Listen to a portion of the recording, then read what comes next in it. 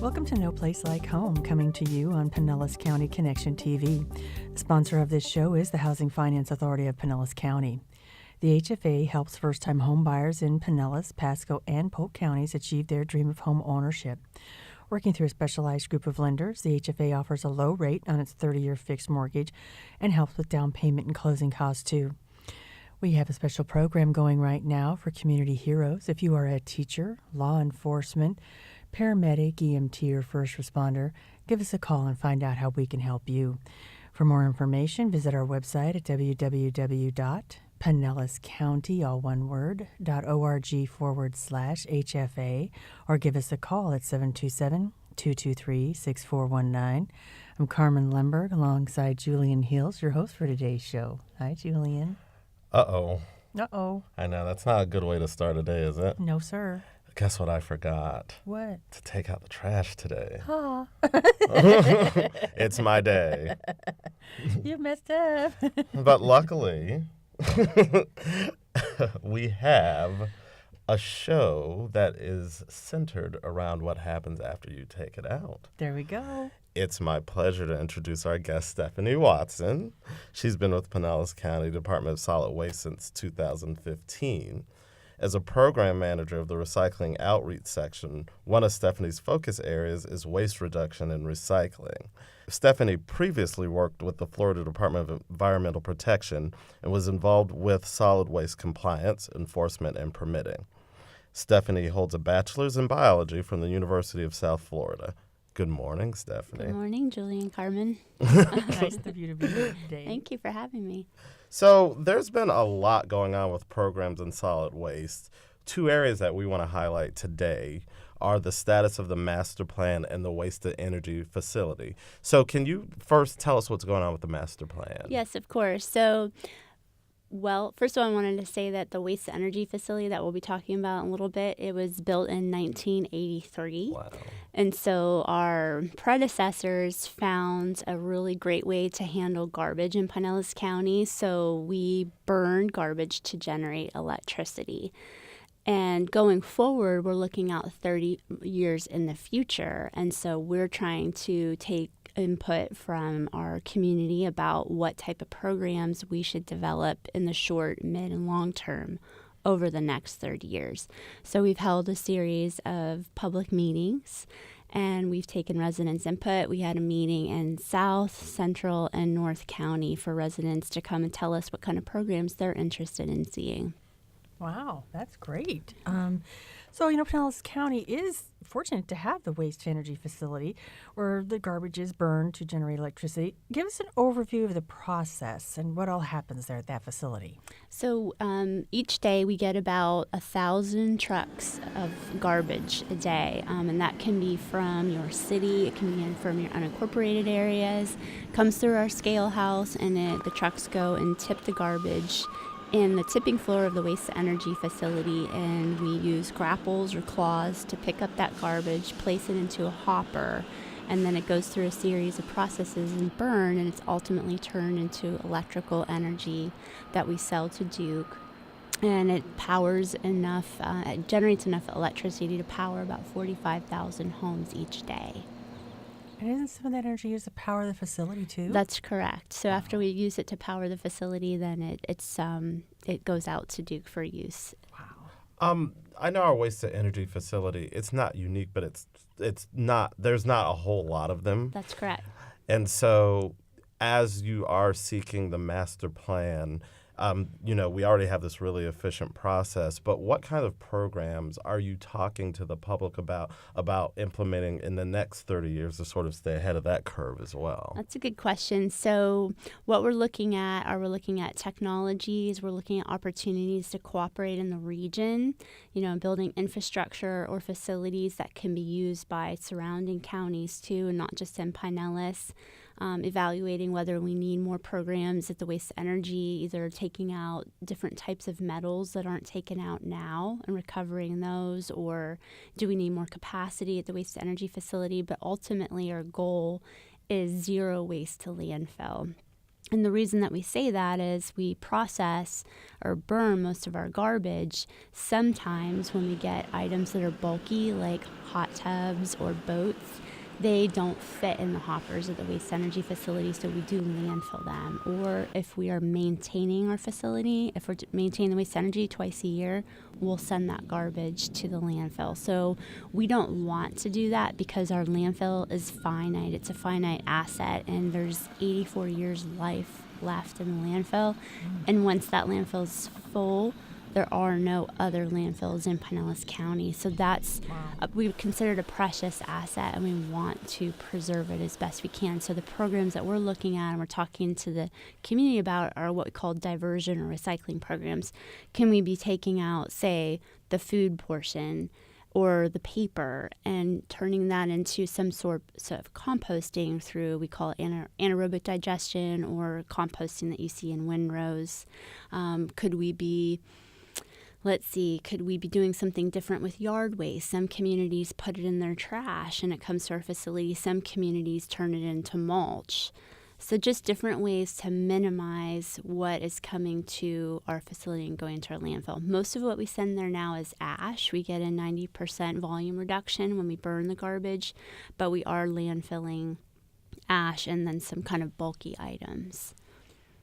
I guess I never thought as of a boat as a throw-outable item that you just throw out in the trash. I mean, it just blows my mind. Yeah, for what we tell people now with boats is remove the fluids, remove the gasoline, and basically strip out all the liquids, manage those, and then you can bring it to our site. But if we had something like, we call it a bulky waste program, where we had the equipment to shred that, then we could put that through the waste energy and we wouldn't have to put it in the landfill. So we would consider that would be a program that we're looking at for the master plan.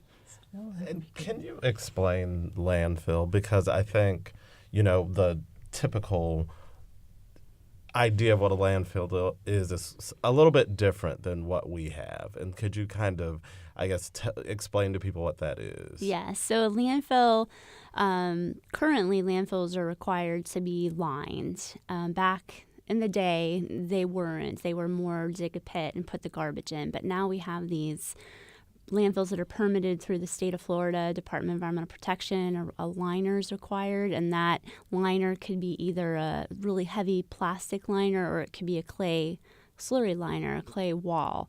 And that's what Pinellas County has. It has a natural clay layer called the hawthorn layer. And the way we protect groundwater, surface water, is we keep all of the water on site in what we would consider a clay bathtub. So you have this clay layer on the bottom, and then on the sides, we call that a slurry wall. It's a clay wall that has been installed and basically keeps every drop that lands on site on our property. And so we also have monitoring. We have groundwater monitoring that keeps water sort of the level lower on site and higher on the outside, so it forms a gradient so the water doesn't want to leave our site.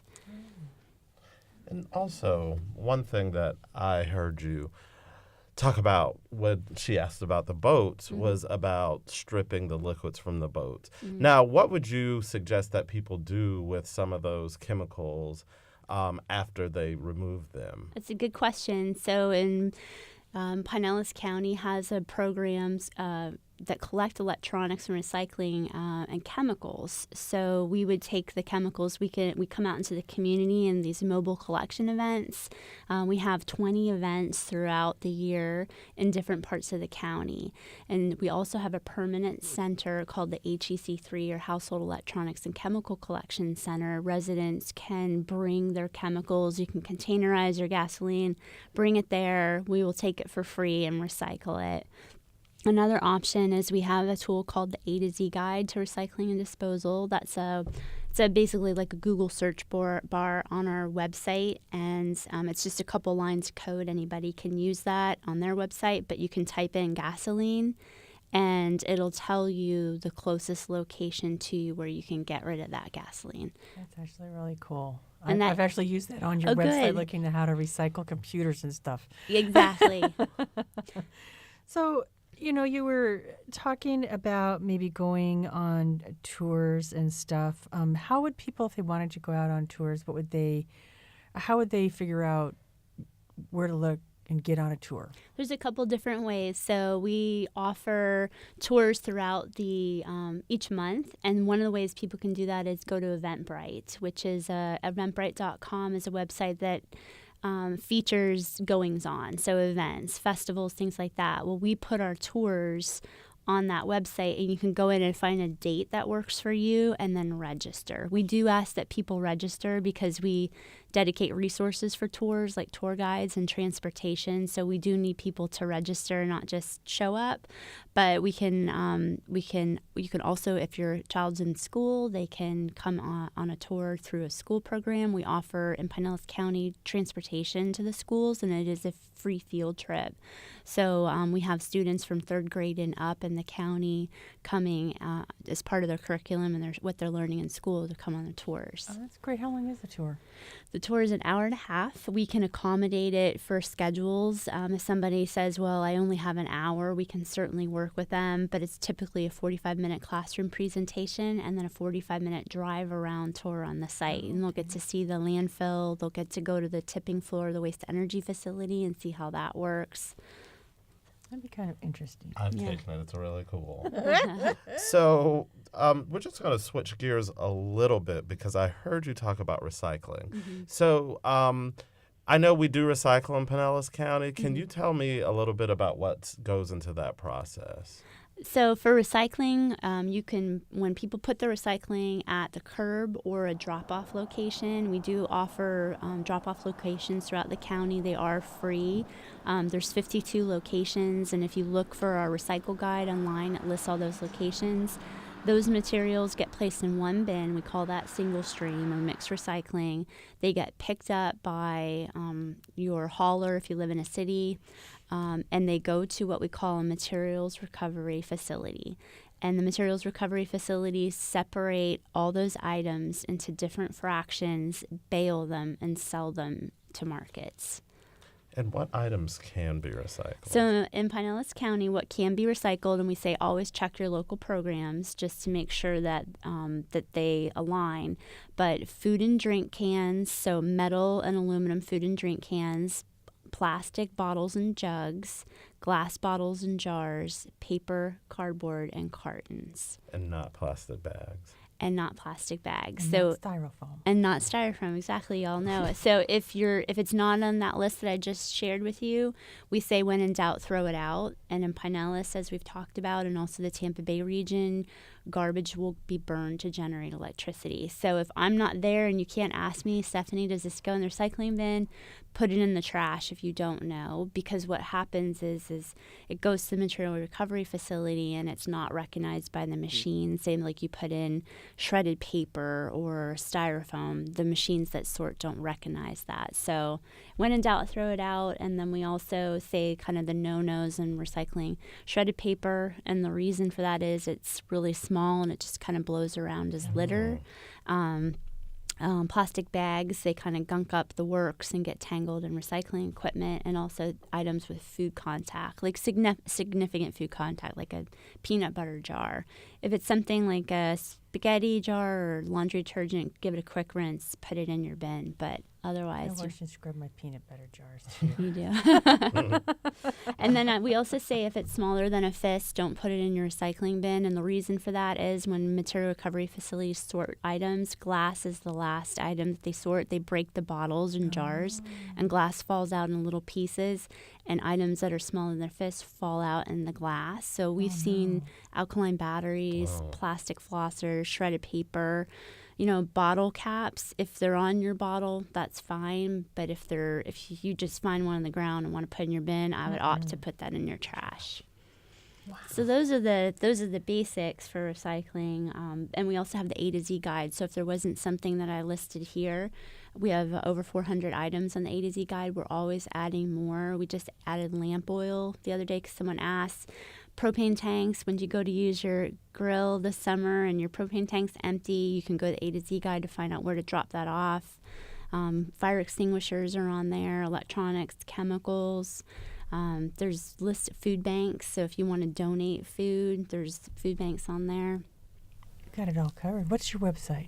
Our website is, you can look up A to Z Guide. I like to Google things, so Pinellas County A to Z Guide, that'll pop up. But we also are www.pinellascounty.org/solid waste/get rid of it. Oh, get rid of it. That's catchy. That is good. That's very catchy. Well, this conversation went by fast. That's it for today's show. So once again, we'd like to thank Stephanie Watson from the Solid Waste Department.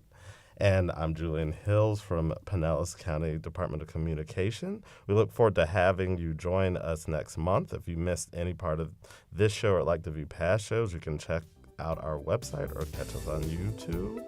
Carmen? Make it a great day. Yes, let's do that.